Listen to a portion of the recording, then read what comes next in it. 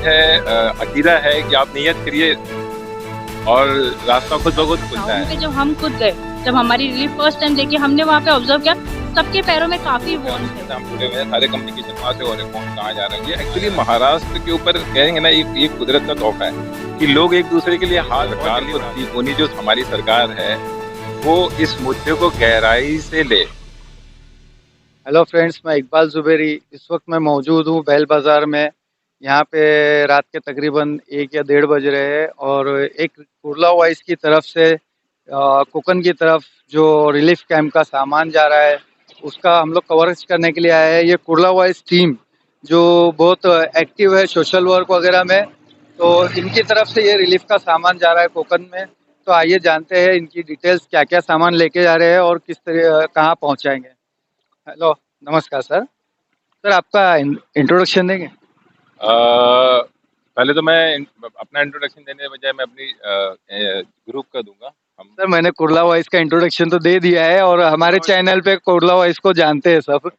My self इरशाद, मैं इरशाद हूँ, मैं को फाउंडर हूँ कुर्ला वॉइस का।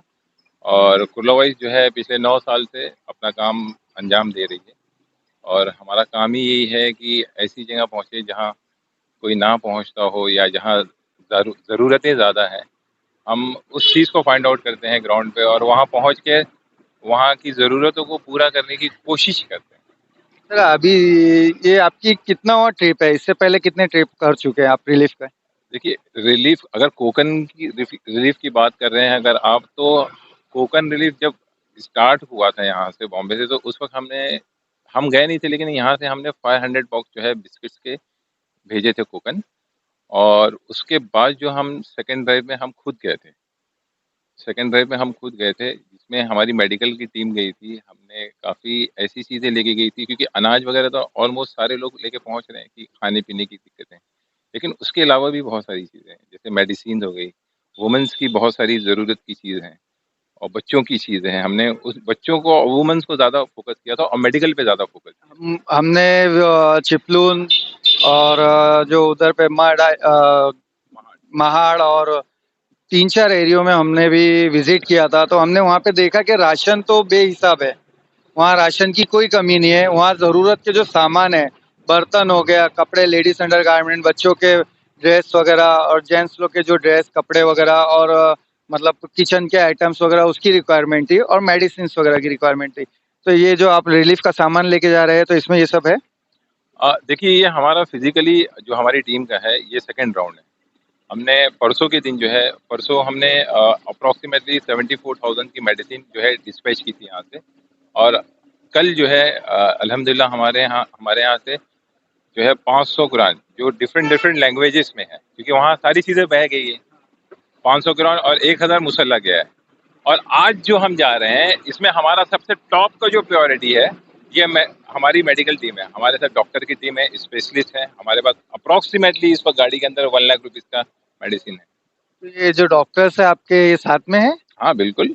ये रेशमा जी, ये तो कुर्ला वाइस के हमारे कुर्ला वॉइस जो है लीड करती हैं हमारे कुर्ला वॉइस के मेडिकल टीम को। जो मेडिकल टीम है हमारी यहाँ कुर्ला वॉइस की, जो हम इस पे पिछले 3 साल से लगभग हम काम कर रहे हैं मेडिकल के लिए ग्राउंड पे, उसको ये अल्हम्दुलिल्लाह से लीड करती हैं। तो now you can question about. मैं रेशमा जी से जानना चाहूंगा कि वो उधर पे मेडिकल सपोर्ट किस तरह से करेंगे? मेडिकल सपोर्ट काफी लोगों ने भेजे थे, काफी हद तक भेजे थे, जैसे कि हमको अपडेट्स आ रही थी। बट ग्राउंड पे जब हम खुद गए, जब हमारी रिलीफ फर्स्ट टाइम देखी, हमने वहाँ पे ऑब्जर्व किया, सबके पैरों में काफी वॉन्ड्स है, काफी कुछ उनके लगा है, उनको हर्ट हुआ है, ब्रूशेस है, और फीमेल को ऐसी कुछ प्रॉब्लम्स थी जो वो डिस्कस भी नहीं कर पा रहे थे, जो लोकोमोटिव डॉक्टर्स थे।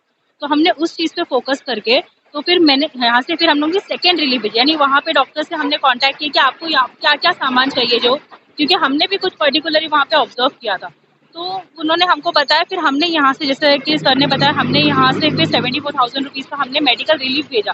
स्टिल वहाँ पे बोला गया कि नहीं, प्रॉपरली नहीं हो पा रहा है, वूंड्स है, डायबिटिक पेशेंट है, बीपी पेशेंट है, बहुत कुछ प्रॉब्लम हो रहा है। और इवन जो प्रेग्नेंट लेडीज हमने ऑब्जर्व किया, खाना टाइम पे नहीं मिल रहा था उनको, लाइक ये जो आप मेडिसिन वगैरह तो दे रहे हैं, लेकिन उनका जो ट्रीटमेंट मतलब टेस्ट वगैरह चेकअप वगैरह कैसा करें? इसी के लिए ये रिलीफ जा रहा है। ये मेडिकल पे इससे ज़्यादा फ़ोकस किया। मैंने बोला ना प्रेग्नेंट लेडीज़ है लेकिन उनको न्यूट्रिशन नहीं मिल रहा है, वो सप्लीमेंट्स नहीं मिल रहे जो चाहिए। तो उसको नज़र रखते हुए गायनेकोलॉजिस्ट से हमने डिस्कस किया है, सब कुछ मतलब बोला है कि ये है। तो उस अकॉर्डिंग उनकी दवाइयाँ, कुछ लिस्ट हम लेकर आए थे, कुछ अकॉर्डिंग उनकी दवाइयाँ, मिल्क पाउडर्स और जो सप्लाइज़ है वो जा रहा है। और हमने यहाँ पे टेटनस के वैक्सीन्स और बहुत सारी इंजेक्शंस हम अपने साथ कैरी कर रहे हैं, जो वहाँ पे काम है। और इवन अगर वहाँ डॉक्टर्स हैं जिनको सप्लाइज़ नहीं गया, अल्हम्दुलिल्लाह इतनी मेडिसिन है ना कि हम उनको दे देंगे और हम उससे कांटेक्ट रखेंगे कि अगर उनको और मेडिसिन चाहिए तो हम वो भी उन तक पहुंचाएं। मैडम ये जो आपने इससे पहले भी उधर रिलीफ कैंप लगा चुके हैं, आपने सपोर्ट करे हैं लोगों को और मेडिकल स्पेशलिस्ट है एक तरह से आप लोग, तो फ्यूचर में उधर पे कुछ बीमारी वगैरह फैलने के चांसेस है, तो उसके लिए क्या तैयारी? नहीं, ऑफ कोर्स ये चीज हम लोग ने जज किए थे, जैसे पानी से हो सकती है उनको, वहाँ पे मडी एरिया है, तो अगर समझ जाइए पैर में उनके अगर इतने फंगस हो रहे, सब कुछ हो रहे, तो जाहिर सी बात है जो नहीं ध्यान देंगे तो आगे जाके उसमें होगी।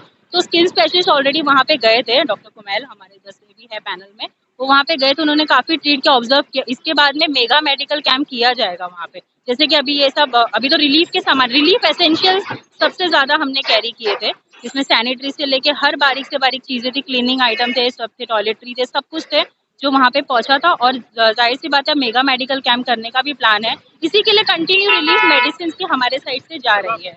और आपकी टीम इरशाद सर जो कि बहुत हमेशा से एक्टिव रहे कुर्ला वाइज के, टीम जो है कुर्ला में सोशल वर्क में लोगों का एजुकेशन और मेडिकल में हेल्प करते हैं।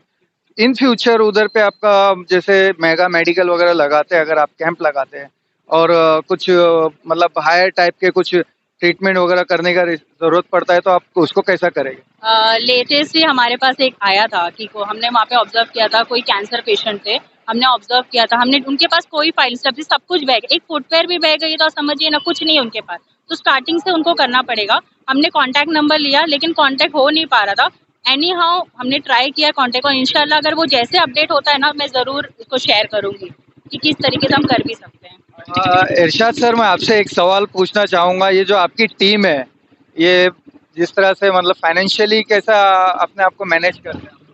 देखिए, फाइनेंशियली तो मैं कहूँगा कि ये सब चीजें तो फ्री में नहीं आती है, तो आप कहाँ से मैनेज करते हैं? बिल्कुल फ्री में नहीं आती है। देखिए, अब हमारा जो है अकीदा है कि आप नियत करिए और रास्ता खुद ब खुद खुलता है। तो आपने एक क्वेश्चन पूछा था बहुत अच्छा था कि वहाँ पर इतने बड़े मतलब मेडिकल लेवल पे जो नीड्स है, मतलब वहाँ बीमारी बीमारी फैलने का जो इन फ्यूचर जो खतरा है हमें दिख रहा है, मतलब फ्यूचरली हम लोग सोच रहे हैं कि ऐसा हो सकता है क्योंकि कई गांव अभी भी पानी के अंदर है। तो ये मेडिकल कैंप, ये सामान या जितने एनजीओ या जितने ग्रुप या जितनी पॉलिटिकल पार्टी लेके वहाँ पहुँच रही है, ठीक है, खाने पीने तक के ठीक है, लेकिन जो मोर देन 40,000 करोड़ का जो नुकसान हुआ है और गवर्नमेंट ने अनाउंस किया है अप्रोक्सीमेटली 11,000 करोड़ समथिंग, तो ये कंपैरिजन कुछ सेटल नहीं है। इसमें गवर्नमेंट को उतरना पड़ेगा, गवर्नमेंट को आगे आना पड़ेगा, उनको देखना पड़ेगा कि किसकी कहाँ नीड है, उसको वो पूरा करना पड़ेगा। गवर्नमेंट तो अभी बस पेपर पे है, कब आती है ग्राउंड पे को बहुत मालूम नहीं है गवर्नमेंट का, लेकिन जो एनजीओज है जिनका 8-10 दिन पहले हज हाउस में मीटिंग हुआ था और वो मीटिंग में डिसाइड किया गया था सारी एनजीओज की तरफ से कि हर एनजीओ एक गांव को गोद लेगा और उनका रिहैब करेगा। मतलब जैसे फुटपाथ पे जो बिजनेस करने वाले, छोटा चाय वड़ा पाव बेचने वाले, रिक्शा चलाने वाले जिनकी रिक्शा डूब गई, तो ऐसे लोगों को वापस से जल्द स्टैंड करने की कोशिश करेंगे। तो ऐसा कोई आप कमेटी से जुड़े? नहीं, हम तो जुड़े हुए हैं, हम डे वन से हमारा बॉम्बे की जितनी एनजीओ है, हम एक ग्रुप है उसके अंदर हम जुड़े हुए हैं, सारे कम्युनिकेशन वहाँ से हो रहे हैं, कौन कहाँ जा रहा है, कौन कहाँ जा रहा है, कहाँ नीड्स है, कहाँ नहीं, कहाँ जाना है, कहाँ तक पहुँच गया है, ये सारी तो जो चलती रहती है। लेकिन मेरा ये कहना है कि एनजीओ के पास उतने पैसे नहीं है कि पूरे के पूरे जो है जितने भी बाढ़ पीड़ित तो उनको स्टैंड कर दे। फिर भी माशाल्लाह एनजीओ ने सरकार से ज्यादा कर दी। हाँ, ये अगर आप कहेंगे तो मैं मानता हूँ, क्योंकि हम जब भी ट्रिप पे गए हैं या हमने देखा है तो पॉलिटिकल पार्टी की जहाँ 4 गाड़ी दिखती है, लेकिन एनजीओज़ या दूसरे ग्रुप के या दूसरे जो लोग हैं, जो आम जो पब्लिक। आम पब्लिक है, उन्होंने बहुत बढ़-चढ़ के ये एक्चुअली महाराष्ट्र के ऊपर कहेंगे ना, ये कुदरत का तोहफ़ा है कि लोग एक-दूसरे के लिए हाथ बहुत जल्दी बढ़ा देते हैं, खासकर मुंबई से हमारे, खासतौर मुंबई से। क्योंकि हम भी जब उधर गए थे तो जितने शायद हम जो गांव में गए थे, मदासा करके गांव है, वहां पे जितने घर नहीं डूबे थे उससे ज्यादा उधर पे गाड़ियां खड़ी थी जो रिलीफ के लिए भरी हुई थी, राशन हर चीज से। तो हमने भी देखा कि उधर पे रिलीफ के लिए जनता ने पहले कदम उठाया और पहले पहुंचे। तो आप गवर्नमेंट से, सरकार जो महाराष्ट्र सरकार है, उससे क्या अपील करना चाहेंगे रिलीफ को लेकर? सरकार से तो मैं इतना ही कहना चाहता हूँ कि सरकार को तिकोनी जो हमारी सरकार है, वो इस मुद्दे को गहराई से ले।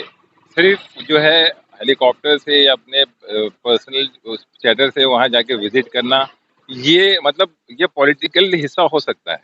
हेलीकॉप्टर में ही 400-500 करोड़ खर्च होते तो वो 400-500 करोड़ ये 400 मतलब 1 करोड़ में आप एक गांव को तो एटलीस्ट ठीक कर सकते हैं, स्टैंड कर सकते हैं हैं, रिहैब कर सकते हैं छोटे मोटे स्मॉल बिजनेस। तो वो गवर्नमेंट को है ना, ये ठीक है, वो एक सियासी मुद्दा है, उसके ऊपर नहीं जाना चाहता हूँ, लेकिन एक्चुअल में जरूरत है। देखिए, अगर जिस गांव को या जिस शहर को जो अगर बर्बाद होगा, अगर उसे रिबिल्ड नहीं करेंगे ना, तो इसमें गवर्नमेंट को तो झेलना ही है, क्योंकि टैक्स सारी चीजें कम हो जाएगी गवर्नमेंट की। और वो गांव जब वो पीछे पीछे होगा ना, तो स्टेट पीछे होगा, हमारा देश पीछे होगा। तो इसको रिबिल्ड करना हमारी हर एक नागरिक की जिम्मेदारी है, खासतौर सरकार की। और रेशमा जी, आप जो सरकार से एक मेडिकल स्पेशलिस्ट होने के नाते क्या अपील करेंगे? अपील यही है कि अगर एनजीओ बढ़ चढ़कर इसमें हिस्सा ले रही है, सब ले रही है, तो उनको वो फैसिलिटी एटलीस्ट प्रोवाइड की जाए और वो सके कि वो कर सके। जैसे कि अगर पैनल है, अगर कोई डॉक्टर्स जाना चाहते हैं हमारे साथ है, हम ट्रैवल पे एक्सपेंस देखते हैं, हम रिलीफ भी लेके जाते हैं, हम मेडिसिन भी लेके जाते हैं, लेकिन अगर उस पे हमको सपोर्ट मिलता है अच्छा तो खासा। आपको उधर तो मशीनरी नहीं मिलेगी ना? मशीनरी, इवन हमने यहाँ से काफी मशीनरी कैरी किया था, वहाँ पे जो हम लोग का पोर्टेबल्स थे हमने कैरी किए थे, लेकिन अगर हमको गवर्नमेंट का सपोर्ट मिलता तो हम उसको और बढ़ चढ़ के कर सकते हैं, यानी और एस्टेब्लिश कर तो सकते हैं। आपने इधर पे लोकल एमएलए, कारपोरेटर किसी से ऐसा कुछ सपोर्ट मांगा इसके लिए? जी, मैं नाम तो नहीं लूँगी, लेकिन हमने माँगा था, बट हमें कुछ ऐसा मिला नहीं, पॉलिटिकल सपोर्ट जैसा चाहिए था। लेकिन अगर हम ये सोच रहे हैं कि लेकिन अल्हम्दुलिल्लाह इतना मतलब सपोर्ट वो मिला है। पॉलिटिशियन को अपनी एडवर्टाइजिंग करना होगा। हाँ, वो नहीं चाहते थे, लेकिन अगर वो चाहते भी, लेकिन वैसा नहीं मिल रहा, सिर्फ नाम, नाम, नाम नहीं चाहिए। और हमने वहाँ पे सिर्फ काम और काम पूरा कंटिन्यूअस किया है। हम हमारे जितने भी एनजीओ जो कोऑर्डिनेशन में है हमारे साथ, हमने देखा वहाँ पे बहुत ज़्यादा ग्राउंड पे उतर के वो मडी एरिया में खुद जाके चल के फ़ील करके और वहाँ पे काम किया है। एक दिन के लिए जाते थे, 2-2 दिन लगा देते थे, क्योंकि इतना काम था करने, बट फिर वापस आ जाते थे। लेकिन अल्हम्दुलिल्लाह एक के बाद जाते ही जा रहा है, लोग जुड़ते जा रहे हैं, होते जा रहा है काम। तो ये रेशमा जी और इरशाद सर जो कुर्ला वॉइस को प्रेजेंट करते हैं, और ये इनकी सारी टीम है। इस वक्त ये लोग जा रहे हैं कोकन की तरफ। आप कौन से एरिया की तरफ जा रहे हैं? अभी तो हम लोग चिपलुन से आगे जो एक लपास करके है और 2-3 ट्राइबल एरिया के लोकेशंस आए हैं, तो वहाँ पे जैसे एक फटाफट ऑब्जर्विंग हो जाएगा, और मतलब मोस्टली अभी ट्राइबल्स के लिए ही जा रहे हैं, और इफेक्टेड लोगों की लिस्ट है, तो उनको मेडिसिन देते हुए करते हुए फिर हम लोग आगे निकलते हैं। तो इनकी टीम है कोकन की तरफ जा रही है, और इनका जो इस वक्त रिलीफ का जो पीछे टेम्पो खड़ा हुआ है, इसमें टोटल कंप्लीट मेडिसिन है जो वहाँ पे लोगों को रिक्वायरमेंट है, जरूरत है। तो हम सरकार से भी अपील करेंगे कि उधर पे मेडिकल टीम को ज्यादा से ज्यादा सहायता दे, सपोर्ट दे, और उनके लिए इजी वे करे, ताकि जो रिलीफ वाले एटलीस्ट वो रिलीफ पहुंचाने की पूरी अपनी मेहनत को पूरा कर सके। मैं इकबाल जुबेरी, डोंगरी एक्सप्रेस से।